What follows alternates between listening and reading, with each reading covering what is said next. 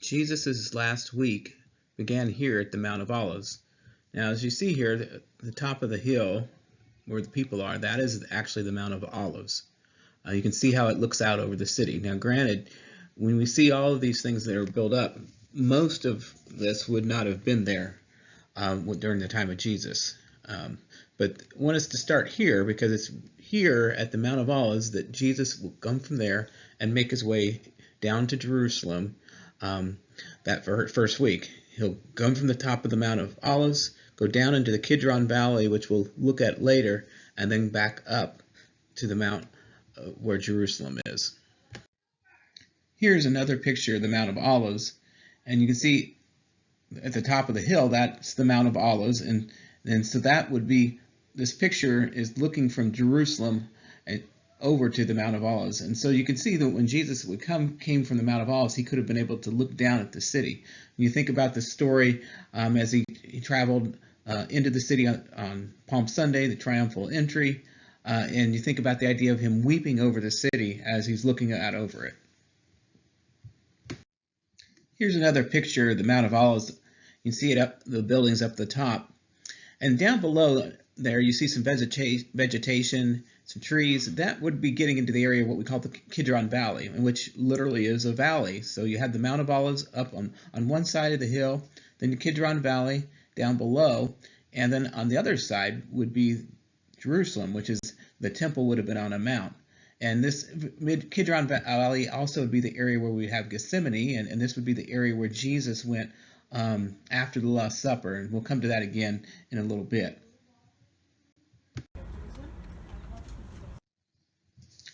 Here's another picture of the Mount of Olives, and again you can see the Mount of Olives up top, and then down in the valley you see a church, and you see some vegetation, some trees. This again would be the Kidron Valley. One of the things I want you to think about is that in Jesus' time, it wouldn't have been inhabited like this, and so this Kidron Valley area would just be open area, and this makes sense for Jesus going to the Kidron Valley and to also the Gethsemane to pray.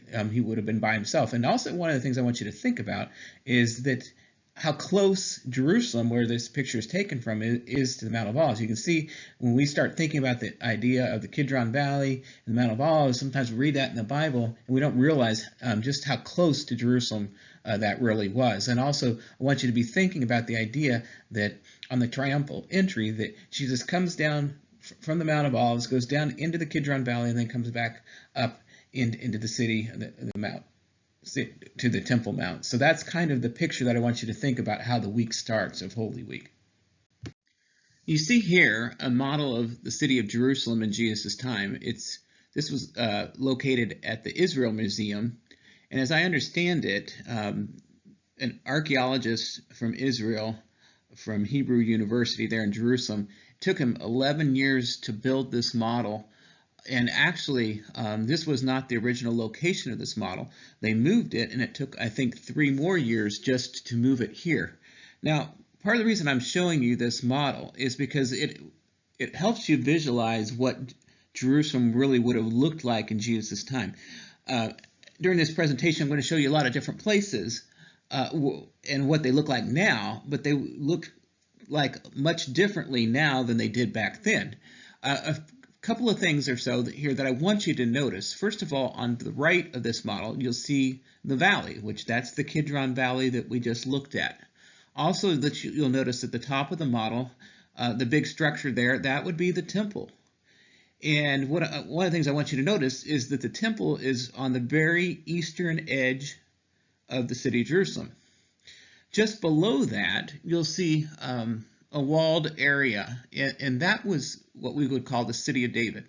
So that's what Jerusalem looked like in David's time, which would have been 1,000 years before. But notice how things have grown up on the left side, which would be what Jerusalem would have looked like in Jesus' time. So what I want you to understand is that the city of Jerusalem was one of those types of cities that it would be built up, it would be destroyed, and they would rebuild, and when they would rebuild, they would make it bigger. And so I want you to just get a little bit of an idea of what the city looked like, and we'll look at some other pictures to kind of help you with that.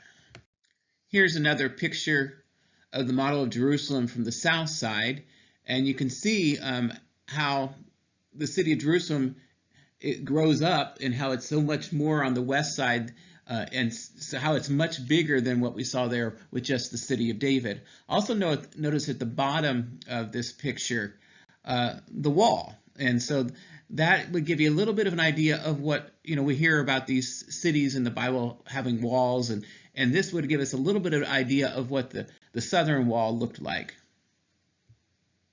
Well, the temple, and then Here's a model of the temple area, and if you notice, in the middle is the actual temple, and that has particular significance for Holy Week. Think on Good Friday, it's there where the temple curtain was torn in two. On either side of the temple, on the right and the left, you see the temple courtyard area. A couple of things that would have taken place during Holy Week there. Remember, one was that Jesus drove out the money changers. That probably would have happened on that Monday. Also on that Monday and Tuesday, we know that he taught at the temple area, so he would have been teaching in these areas. Also, well, we don't know for sure, but right connected to the temple area there on the upper right-hand corner of the temple structure is what's called the Antonia Fortress.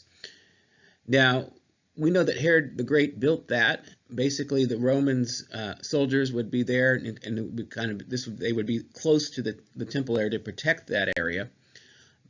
Possibly, we don't know this for sure, but possibly this might have been the area where Pilate held court with Jesus and where Jesus was tried. Maybe, maybe not.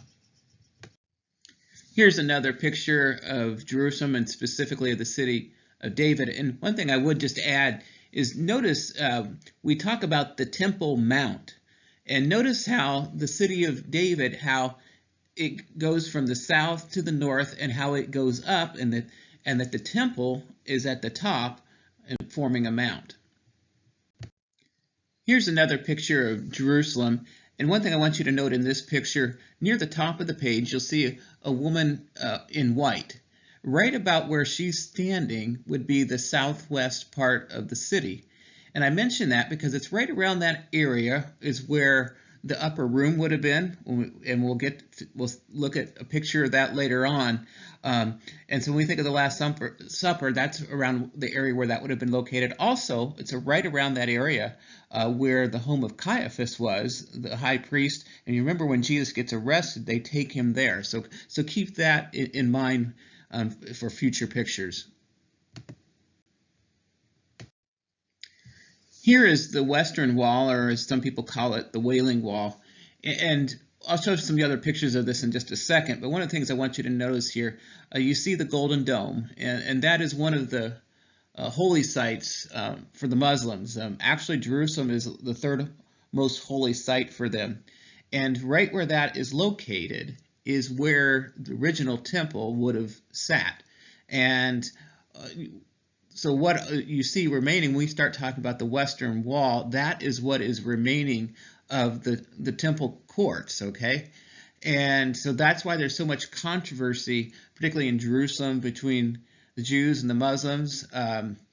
Basically, the Jews and everyone knows that where the Muslims' holy dome is located is where the temple would have been, and so they can't do excavations on that. And so there's where a lot of the controversy that you hear and so forth. This is a picture of kind of us making our way to the checkpoint. You had to get clearance to get through there. It's a security point. And so obviously that's one of the main points that people think of when they think of Jerusalem. Here's a picture of the Western Wall. Here's another picture of the Western Wall. Note here that you have men going to the wall here. They separate into two different sections. The women go to one part of the wall, the men to another part of the wall. And also when the men go, they have to wear a hat. Often, the men will wear a yarmulke, but they have to wear some type of hat. Here's another picture of the Western Wall, and you can see men praying there at the wall. And also one of the things that people will do there is they will put prayer requests and they will stick them in the cracks in the wall. And this is something I did as well. Here's one last picture at the Western Wall. I would draw your attention to the man in black clothing in the middle of the picture. He would be what is called a Hasidic Jew. They would be probably about the most devout or religious of the Jews. One thing that might be a surprise to a lot of people is that actually probably about 40 to 50% of the Jews in Israel are what they would call secular Jews. And by that I mean that they really are not really very religious, but just kind of more a Jew by nationality. With some of the religious festivals and things like that, that they might participate and approach them kind of just like how a lot of people who maybe are not really Christians or part of the church approach something like Christmas in America. So that's just kind of an interesting thought that might be a little bit different than a lot of people would think. In this picture you will see to the back, once again, the Mount of Olives, and then to your left you'll see the southern wall of the Temple Mount. For the temple, the stones that they used to build the temple were massive, extremely heavy. The smallest ones weighed 2.5 tons. Literally, the biggest ones weighed up to 480 tons. You see here a device they used to move those stones. Here's another wheel device that they used to move the stones. Here's a picture to give you an idea of what the stone walls looked like. In this picture you see some of the excavations that the Jews are doing on the wall. As I mentioned, there's tension between them and the Muslims. This is part of the wall that they can still have access to, so you see that. Notice also here the stones in a pile. And this reminds me of a statement that Jesus said during Holy Week. The disciples, as they were leaving the temple area, they mentioned about what magnificent stones, and Jesus remarked that not one stone will be left on another. Everyone will be thrown down. And that picture here reminds me of that saying from Jesus. Here is the southern wall of the temple area. It's generally called the teaching steps. And the reason for that is because the rabbis would often teach from this area. It's possible maybe at some time that Jesus might have taught from this area, although most likely, most generally where he would have taught would have been inside this area in the temple courts. But this also would have been the area that generally people would have walked through to get into the temple area, and that Jesus would have walked through. In particular, also, this might be the area, if you think about in the Psalms, there are some Psalms that are called the Psalms of Ascents, which give you the idea of going up and reading these Psalms as they made their way to the temple. And as I mentioned previously, if you remember with the city of David, how the temple sat on the hill and they would make their way up to the temple. Notice once again, you see in the background again the Mount of Olives. And as I just mentioned previously, that the disciples made a remark to Jesus about how precious and magnificent the stones were, and Jesus talked about how that not one stone would be left on another, that everyone would be thrown down. And we read that this happened during Holy Week, and then they went to the Mount of Olives, and when they did so, that's when Jesus gave his Mount of Olives discourse, where he talked about the end times and when he talked about the destruction of Jerusalem.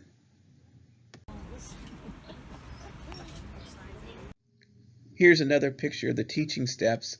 And one other thing that I would mention about the teaching steps, while we don't know for sure, many people think that this was the site of, on Pentecost, where Peter gave his Pentecost sermon and where 3,000 people came to know Christ that day. So that's another thing to think about this site. Here's one last picture, again, of the Mount of Olives and the teaching steps. And one thing I would just want you to kind of think about, that they're probably only about a half a mile apart or so. Next, I'm going to show you some pictures of the traditional site of the Last Supper. This room here sits on the traditional side of the upper room.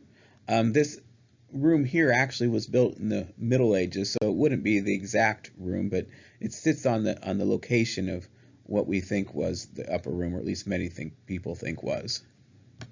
Here's another picture of the upper room.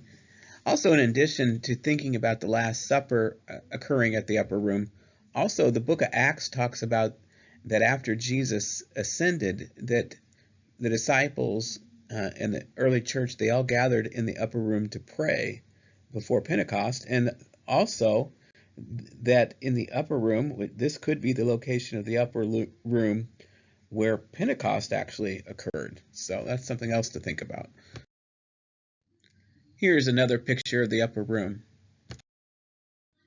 Here's one last picture of the upper room. I've taken a picture here of a column in the upper room.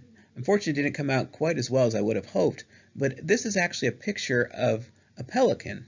You might ask, well, why a pelican? Now, I did not know this about a pelican, but a pelican, a mother, will give of its flesh to its young in a desperate situation. It will literally let its young eat its flesh to save their lives.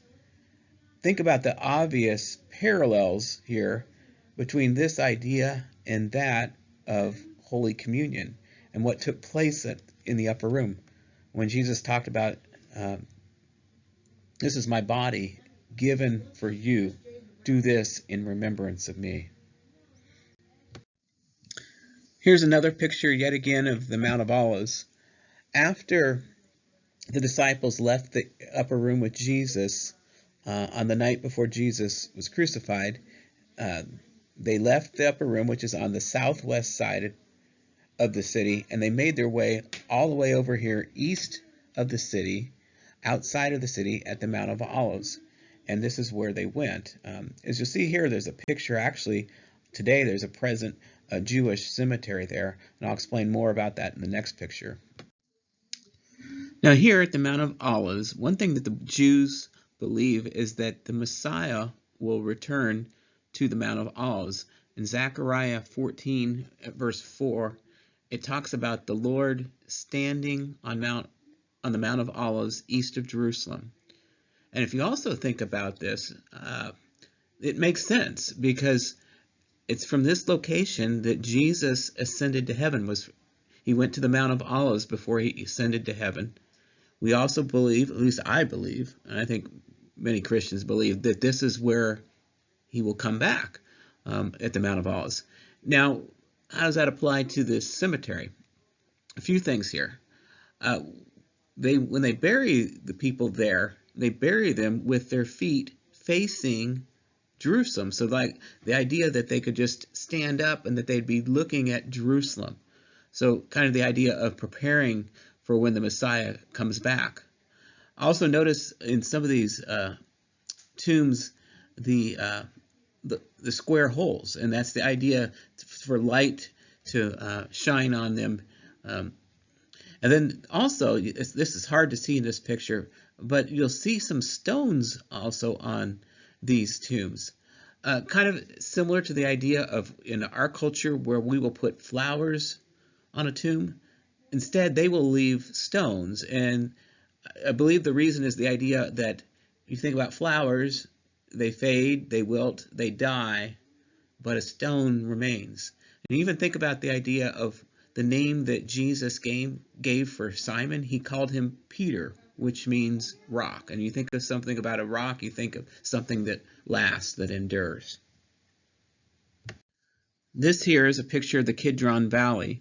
You read about it in John chapter 18 at the beginning of that chapter that they cross the Kidron Valley and that they come upon this olive grove. And notice here we see olive trees.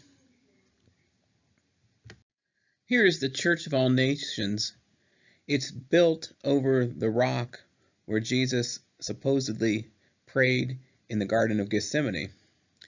This name, the Church of All Nations, they came up with that name because they think of the idea of the different nations who helped contribute to the construction of this church. Also, take a note of the deer on the top of the roof.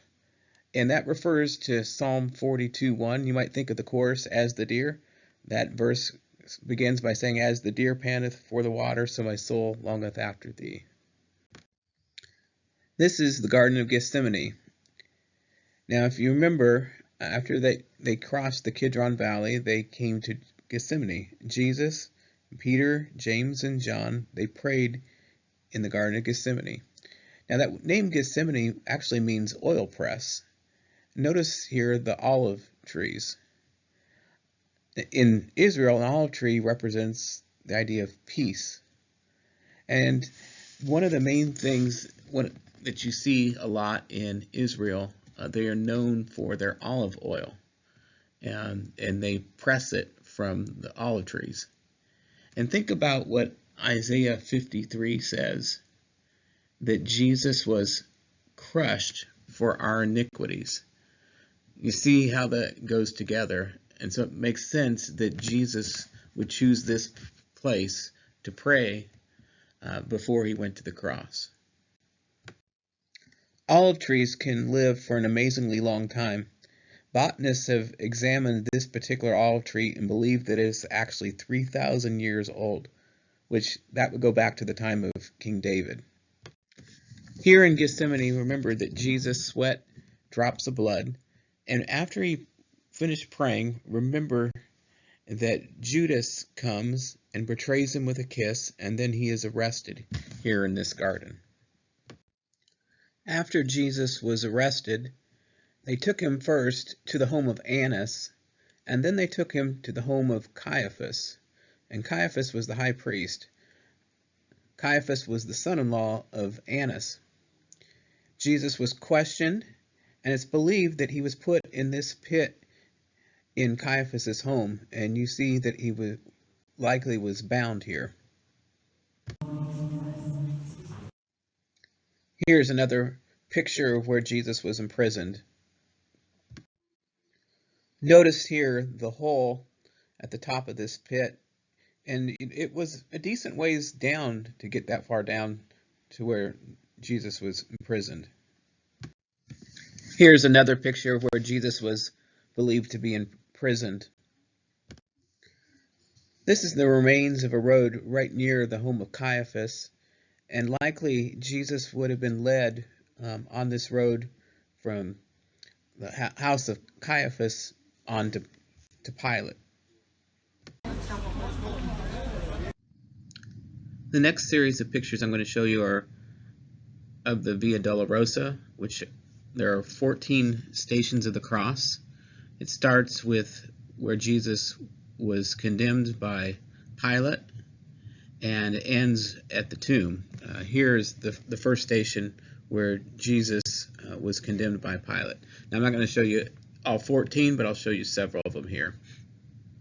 I believe this picture was taken at the area of the Antonia Fortress, or the Praetorium, where Jesus was supposedly condemned by Pilate.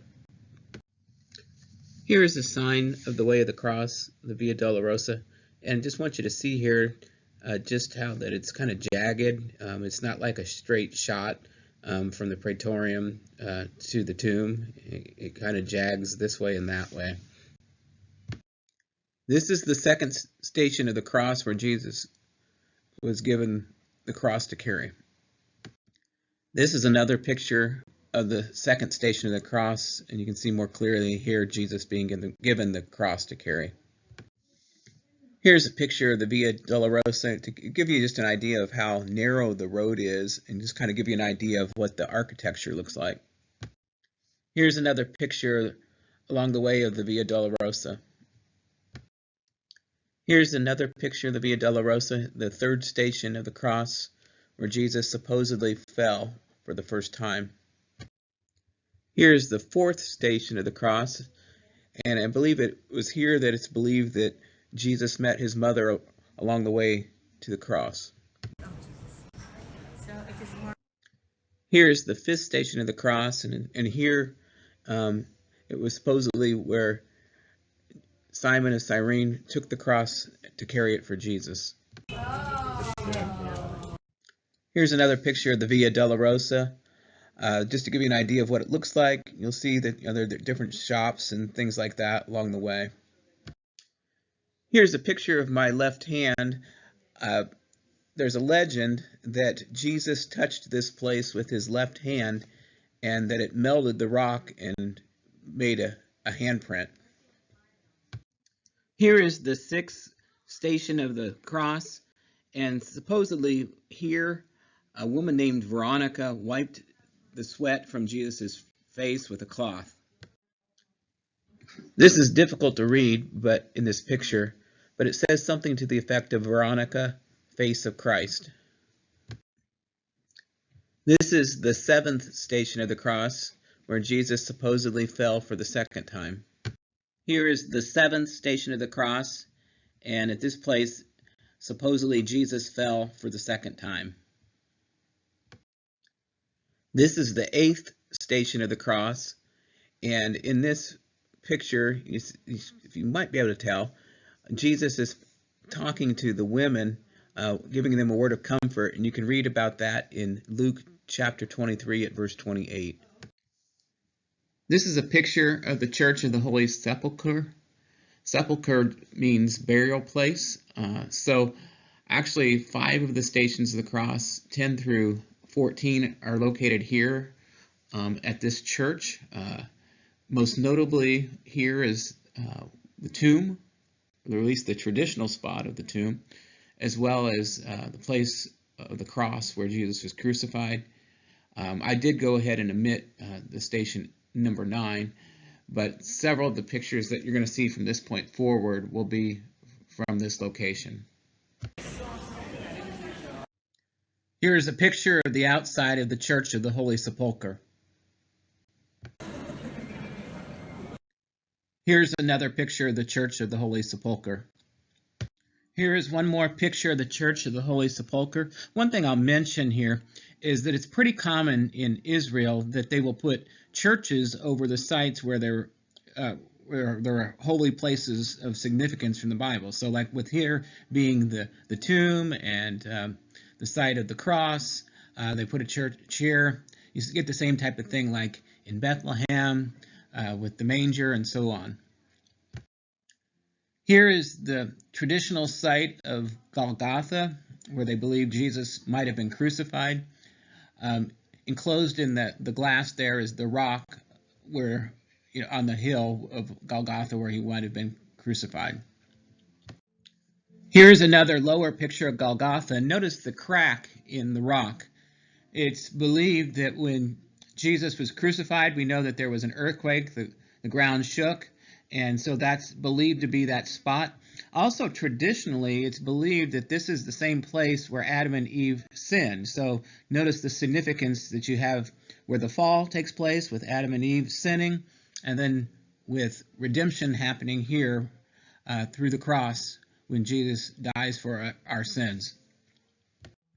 Here's one more picture to go along with the other two of the possible site of Golgotha and the cracked rock. I believe this is station 13 of the cross.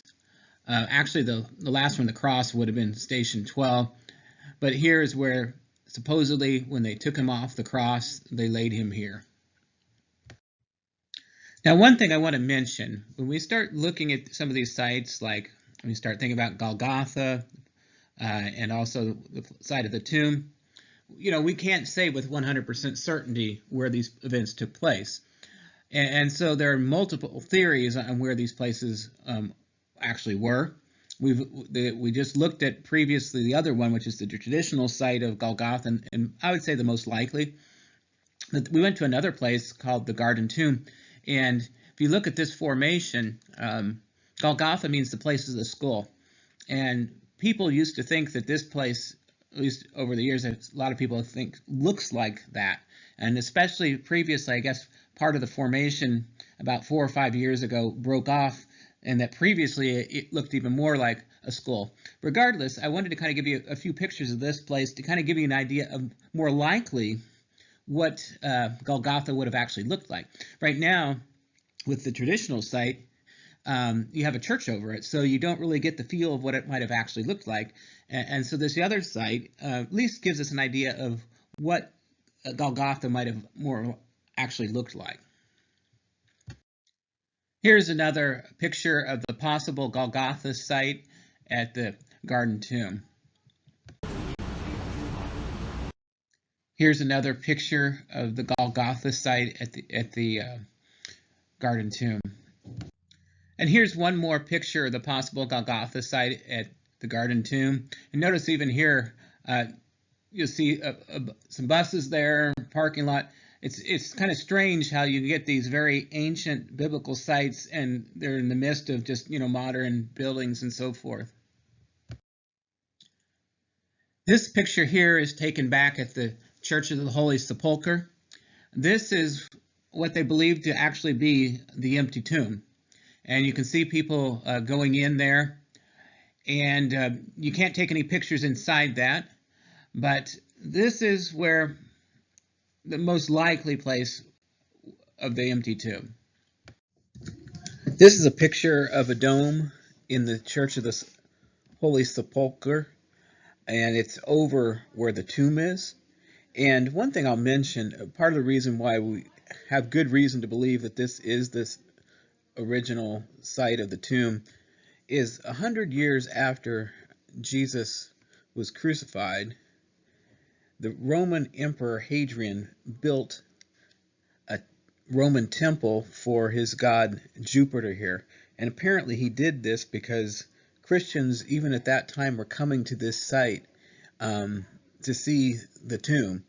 And so that's a pretty good indication that this is the correct site. Now this picture is back at the Garden Tomb, and this is the Garden Tomb there.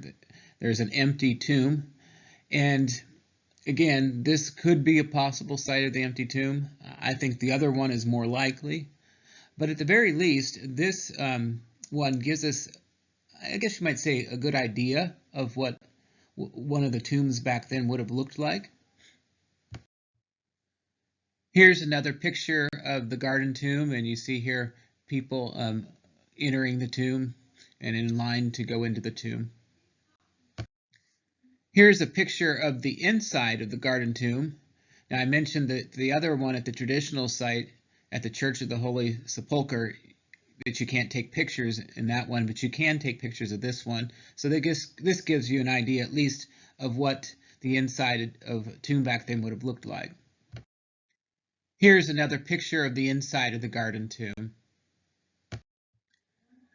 Now, we've been talking about the Garden Tomb. Notice that here we have a garden right near the tomb. And part of the reason why that this could possibly be the site of the tomb, if you keep in mind, we had the rock formation that looks like the skull. We have a garden here, and then we have an empty tomb. And if you recall, in the book of John, John refers to the fact that they placed Jesus in a tomb in a garden. And if you remember that even when Jesus was resurrected, Mary thought that Jesus was the gardener. Now, having said that, again, I still think the other site's more likely, but this is part of the argument for this site. Here's another picture of the garden at the Garden Tomb. I'll say personally, I really liked this site. It just had a very worshipful atmosphere, really even more so than at the Church of the Holy Sepulchre. The Church of the Holy Sepulchre was more crowded and busy. It just kind of had more of a tourist type feel, but this really had a kind of a more just, like I said, worshipful type of environment. This is the last picture I'm going to show you in this presentation, and this also came from the Garden Tomb. I mentioned this kind of just that there was a worshipful type of atmosphere here. We had a special service here, and we served communion, and this picture is a picture of me serving Holy Communion there. And I think that's where I would like to end this presentation, to remind us of what this week is all about. When we start thinking about communion, the fact that Jesus died on the cross for our sins and that he rose from the dead. And that's what this week is all about. And I hope that this presentation has been helpful to you in kind of in walking through this week. And I pray that you will just keep in mind what it's all about. And it's about what Jesus did for us on the cross, and by the fact that the story doesn't end there, that it does indeed, that there is an empty tomb, that Christ is risen.